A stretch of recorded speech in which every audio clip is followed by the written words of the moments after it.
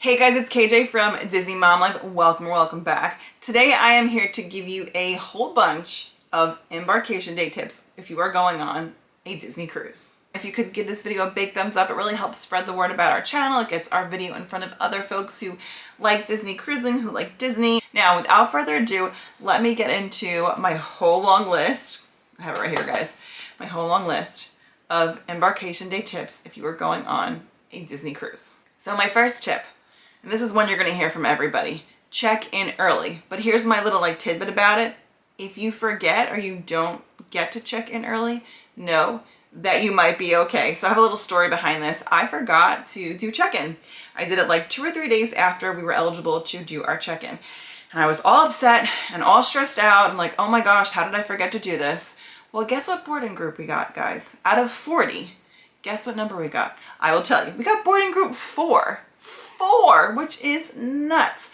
So I would say still, if you can, do it as soon as possible, but know that if for some reason you can't do it right away, that there is some hope that maybe you will get lucky like we did and somebody will cancel or what have you, because that's my guess, that maybe somebody canceled and that's how we were able to get such a high boarding group. It's possible to get a high boarding group even if you aren't the first person to check in.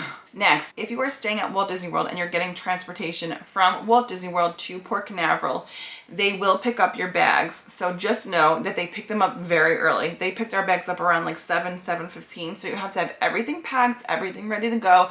They will take your bags. They'll just knock on your door in the morning and they will take everything from you. So you want to make sure that anything you're going to need on the ship or from that point on until you actually get your bags later that day, that you have with you. So just think of it when you're checking your bag at the airport and if somehow your luggage got lost or something, you want to make sure you have all the essentials. It's sort of like the same thing. Your luggage is probably not going to get lost. That's not what I mean. I'm just saying if you are going to not have your luggage with you, make sure you have your medicines and just anything that you need, like your diaper bag, if you're like us, just anything that you would need, make sure you keep that with you. But the great thing is they pick up your bags, which is so nice, and we just didn't have to worry about it.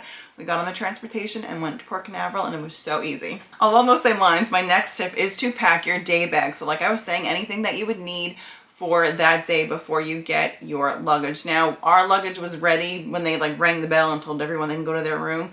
Ours was there. So that was around 1, 2 o'clock, something like that. But we were without our bags for several hours.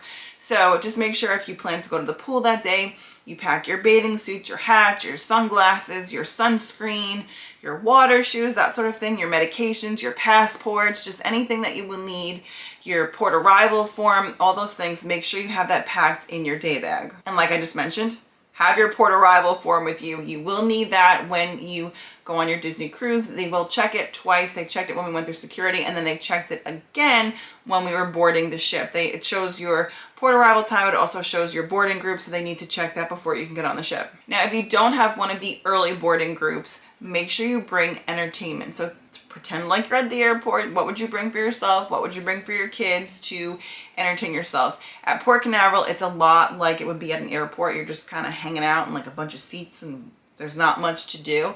So make sure you bring some entertainment for your kiddos, have your iPads downloaded with movies or games, have things for your kids to do, and again, entertainment for yourself. If you're without kids, your kids are old enough to entertain themselves, download some podcasts, some movies, bring your book, whatever you need, because you will be waiting around for a while if you don't have one of those early boarding groups. Something else you should bring, especially if you're going to Port Canaveral, are snacks. Port Canaveral has one vending machine, maybe 2, but they don't really have many options. So there's not really anything around the port. So if you get hungry, you don't really have any options. So make sure you bring yourself some snacks, that if you get hungry and you're waiting around, you have something to eat before you get on the ship. Next up, once your boarding group is called, you can get in line to get on the ship. There is a little bit of a detour to the side. If you're walking up to your right, there's this little alcove where you can get your photos taken. So if you're someone that wants some of those cool backdrops, you can stop and get your picture here. Now, I believe pre-pandemic, they used to have characters. At least when we went, they did not have any characters. So we decided to bypass this. We just really wanted to get on the ship early. It just wasn't important to us to have those backdrops. If there had been a character there, then we probably would have stopped by.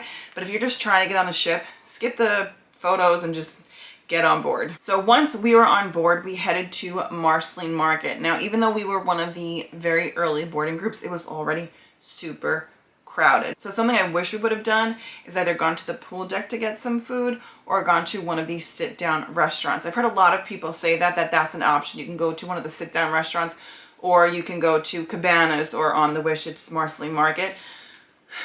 I really wish we had done one of the restaurants because it was just really crowded and it was just like a lot. And for John and I to like get food, you know, one of us had to stay with the kids. We had to get the kids food first and we had to switch on and off. It was like a lot. So if you're fine with that, you know, then great. If not though, I personally would have checked out one of these sit down restaurants. I think that would have just been a better option for our family. So you're on the ship, you've eaten, you're fed. Now, what's the next thing you do? Well, here's the next thing we did. We went to guest services. So if you weren't able to get something pre-cruise, say you wanted parallel reservations, or you wanted the early dining, or you wanted to meet the princesses at the Princess Royal Gathering, anything like that, excursions, what have you. Just know, not everything is always full. So go to guest services. We did not get the Royal Gathering, Princess Gathering. When we tried to get it, like it opened up for us and our travel agent did it like immediately, couldn't get it. So that said, we headed to guest services and guess what? We got it no problem. We were able to meet the princesses. The kids had a great time and it was just no issues at all.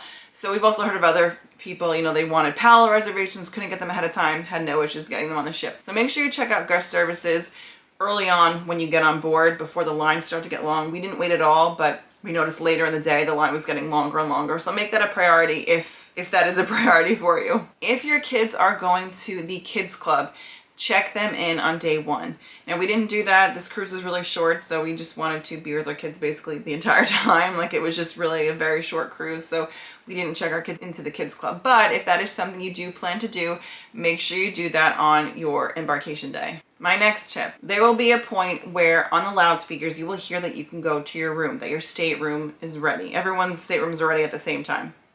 Well, I would recommend you not go as soon as they tell you to go because it is absolute chaos. Wait 15 to 30 minutes and then go. We have a double stroller and how they do it, so the halls are narrow and they line everyone's luggage along the wall. So you're given like a tiny bit of space. When we were trying to go down the hallway. It was tough enough to get there with the double stroller, but also only like one way of traffic could go at a time. So people were coming towards us and there was just like a line of us the other way that wanted to go the opposite way and we were stuck. So I would recommend just wait a little bit because what we ended up doing was, since we just couldn't get anywhere, we backtracked, went to another deck, hung out for a little bit, and then once we waited like 15-20 minutes, we were able to get to our room, no problem. So avoid the mad dash, just wait a little bit, and then head to your room. It will still be there, I promise. Now, once you get to your stateroom, make sure you have all of your requests that you asked for ahead of time.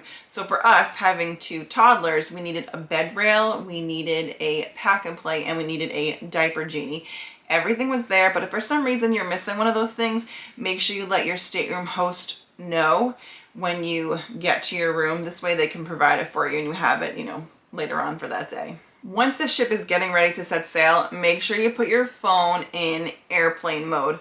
Don't worry, it will still work with iMessage. You can text anybody with iMessage on the ship or anywhere. So I was able to text my mom via iMessage even though she was in New York and I was on a cruise ship. Just make sure you connect to the ship's Wi-Fi. Now it's like not the Wi-Fi package.